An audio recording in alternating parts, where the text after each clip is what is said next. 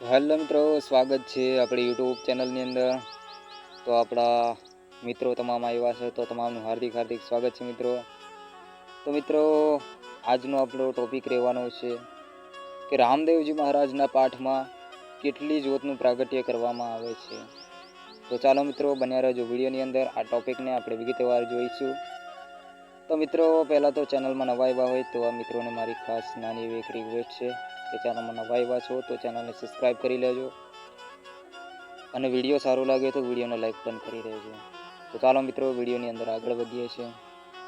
તો મિત્રો, આજે આપણે જોઈએ છીએ કે જ્યાં જ્યાં રામદેવજી મહારાજના પાઠ માંડવામાં આવે છે એ પાઠની અંદર કેટલી જ્યોતોનું પ્રાગટ્ય કરવામાં આવે છે. આપણે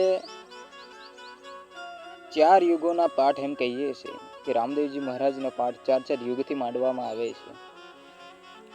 જે રીતે પાઠ માંડવામાં આવે છે, જે રીતે પહેલા યુગની અંદર પ્રહલાદ રાજાએ પાઠ માંડ્યો, બીજા યુગની અંદર રાજા હરિચંદ્રએ પાઠ માંડ્યો, ત્રીજા યુગની અંદર યુધિષ્ઠિર રાજા, એમ ચોથા યુગની અંદર બલિ રાજાએ પાઠ માંડ્યો. ત્યારે મિત્રો કેટલી જ્યોત પ્રગટાવવામાં આવતી હશે. તો જ્યોત પ્રગટાવવાનું શું રહસ્ય છે અને કેટલી જ્યોતો પ્રગટાવવામાં આવે છે.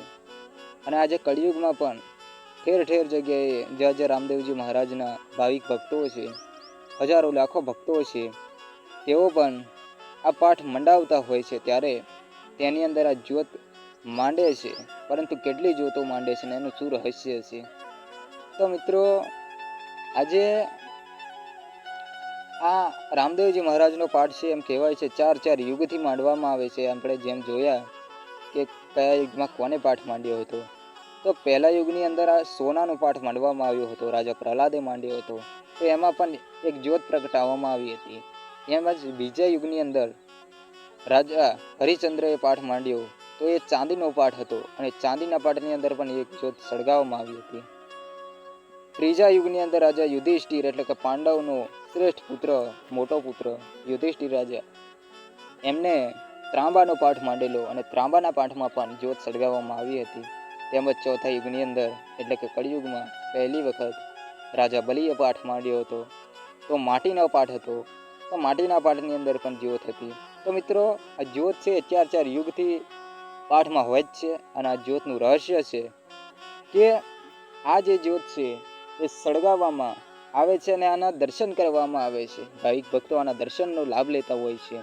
તો મિત્રો, જે તે સમયે રામદેવજી મહારાજ સમાધિ લીધી હતી તે સમયે પોતે કહ્યું હતું કે જ્યાં જ્યાં મારા પાઠ માંડવામાં આવશે, આ પાઠ જ્યાં જ્યાં મંડાશે, જ્યાં જે પાઠની અંદર જ્યોતો સળગાવવામાં આવશે, જ્યોત સ્વરૂપે હું એમને દર્શન આપીશ. અને એટલે જ મિત્રો, આજે રામદેવજી મહારાજનું આ સોપાન સાંભળીને તે સમયથી પાઠો જે રીતે માંડવામાં આવે છે અને આગળથી પણ માંડવામાં આવે છે. તો આજે જ્યોત સળગાવવાનું રહસ્ય એટલું જ છે કે રામદેવજી મહારાજ તેમાં આવીને દર્શન આપે છે. જ્યોત સ્વરૂપે તેઓ દર્શન આપે છે અને એ જ જ્યોતના દર્શન બધી પ્રજા કરે છે, બધા ભક્તો કરે છે. તો આ જ રીતે તે જ્યોતનું કંઈક રહસ્ય છે. પરંતુ જ્યોત કેટલી માંડવામાં આવે છે, કેટલી સળગાવવામાં આવે છે પાઠમાં. તો જે જ્યોત પ્રાગટ્ય કરવામાં આવે છે મિત્રો, ત્યારે અત્યારના જે ગુરુઓ છે અને પહેલાં પણ હશે, પરંતુ આજે જે રીતે આપણને દેખવામાં આવે છે, જોઈએ છે આપણે, તો ખાસ કરીને તો આપણે એક જ્યોત સળગતી હોય એવા પાઠો મેં ઘણા જોયા છે. તો એક જ્યોતથી પણ પાઠ માંડવામાં આવે છે. અને મિત્રો, બીજા અમુક ગુરુઓ છે એ પાઠ જે રીતે માંડતા હોય છે, તો બીજી જે પાઠ માંડવાની રીતો છે બધાની અલગ અલગ હોતી હોય છે. તો પાઠ જ્યારે માંડવામાં આવે છે ત્યારે એક પણ જ્યોત સળગાવવામાં આવે છે. અને બીજા અમુક એવા પણ ગુરુઓ છે જે પાઠ માંડે છે, એમાં 33 જ્યોતો પણ પ્રગટાવે છે. એટલે 33 જ્યોતોનો પણ મેં પાઠ જોયો છે. તો મિત્રો, આવી રીતે મેં પાઠ જોયા છે. તો 33 જ્યોતો પણ સળગાવવામાં આવે છે ને કોઈક જગ્યાએ ઘીની અંદર એક પણ જ્યોત પ્રગટાવેલી હોય છે. તો આવી રીતે બધાની જે રીત છે એ જુદી જુદી હોય છે, પરંતુ અંતે એ પાઠ છે ને પાઠમાં જ્યોત સળગાવવામાં જ આવે છે.